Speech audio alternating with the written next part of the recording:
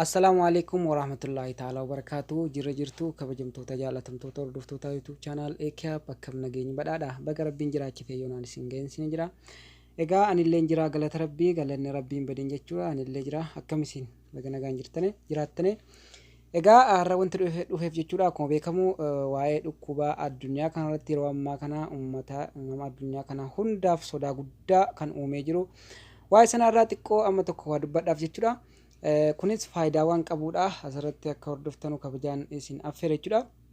Biyyoottan addunyaa kanarraa jechuudha namoota hamma qabamee fi amma du'ee fi amma fayye biyyoottan hunda keessaa jechuudha osoo tokkoon irratiin asirratti galmeen baaseetiin jira jechuudha. Galmee kana aga tokko isin dhageessisuu barbaadeeti jechuudha kabajamtoota jaalatamtoota keenya. Sana dura garuu waa'ee kanaan dhagahin dura jechuudha haala ittiin dhukkuba kanarraa ofitti sanuu xiqqoo dubbanna jechuudha. Innis akkamitti hojjettanii akkuma miidiyaa biraarraa dhageessanii jirtan jechuudha. Hogga mana keessanii baatanuu afaan keessan hidhattaniiti kan baatanuu akkasuma hogga bakkee deemtanii ala deemtanii deebitanu harka keessan dhiqattanii jechuudha. Akkasuma keemikaala farraa dhibee kanaa kan ta'e ni bitama jechuudha. Bitattanii harka keessan itti dibattan jechuudha. Harka keessan yerootti miiccattanii nama dubbisuunis akkuma miidiyaarraa argitanii dhageessan jechuudha. In barbaachisu jechuudha.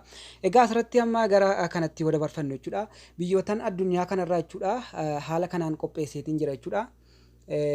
Coronavirus live update. Country terrorist or conference kan jedhu kun jechuudha. Addunyaa kanarratti jechuudha biyyoota inni qabe ummata hamma inni qabe jechuudha. Nama hamma inni qabee fi biyyootan hundarraa hamma du'e biyyoota kana hundarraa galmeen asirratti kaa'eetiin jira jechuudha. Ni lakkaa'ama jechuudha.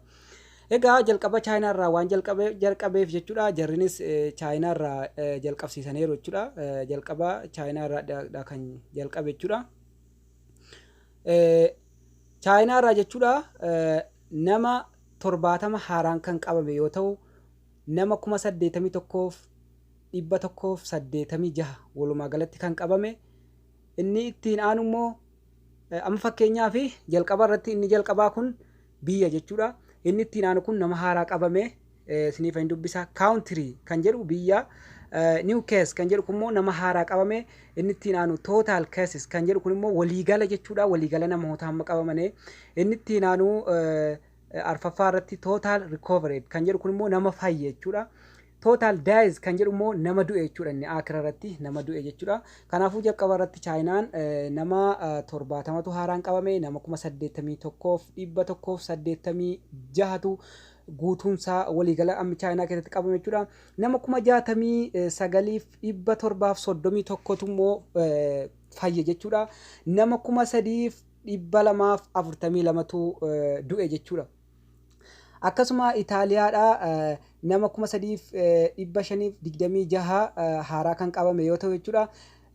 Nama 31,506 immoo walumaa gala kan biyyattii keessatti qabame. Akkasuma nama 294 kan fayye jechuudha. Akkasuma nama 2,503 immoo kan du'eedha jechuudha. Egaa biyyattii keessatti baay'eedha kan du'e. Akkasuma Iraaniin keenya keessatti immoo Iraan jedha. Iraan keessatti nama 1,178 haaraa kan qabame yoo ta'u nama 16,169 walumaa galatti kan qabame yoo ta'u nama 5,389 kan fayye yoo ta'u nama 988 kan du'e yoo ta'u jechuudha. Egaa walumaa galatti kun baay'eedha jechuudha kabajamtoota jaalatamtoota keenya baay'eetu jira. Fakkeenyaaf biyyoota tokkorraan deemee isiniif barbaada jechuudha.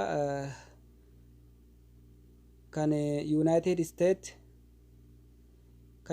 States namni haaraan qabame 1,804 yoo ta'u namni 6,491 walumaa galatti nama 600 kan fayye yoo ta'u nama 614 immoo kan du'e jechuudha kabajamtoota jaalatamtoota keenya. Akkasuma Itoophiyaan immoo nama 6 kan qabamteetti yoo ta'u nam 2 du'e kan fayye hin jiru jechuudha. Zeeroodha. Total deezin zeeroodha jechuudha. Haaluma kanaan jechuudha waan baay'eetu jira kanarra.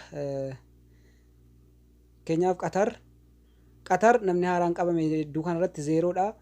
Namni guutuun isaa 439 yoo ta'u, namni fayye nama 4 yoo ta'u, namni du'e tokkollee hin jiru jechuudha.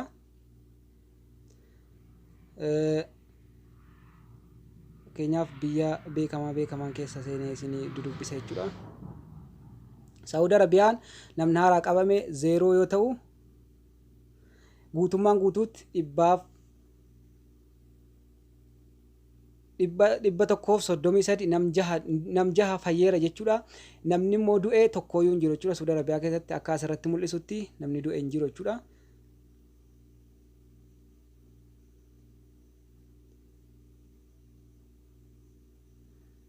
Egaan akkasuma jechuudha biyyoota baay'eedha kan asirratti argamu jechuudha. Saawuz Afrikaan namni 23 haaraa yoo kan qabame jechuudha.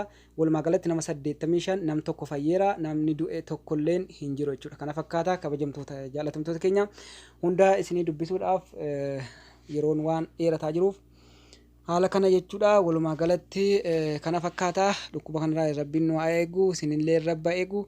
Nagaadhaan nama gara biyya keessanitti galu rabbiinis taasisu nu haa taasisu. Nagaan nu tura. Isin jaalladha.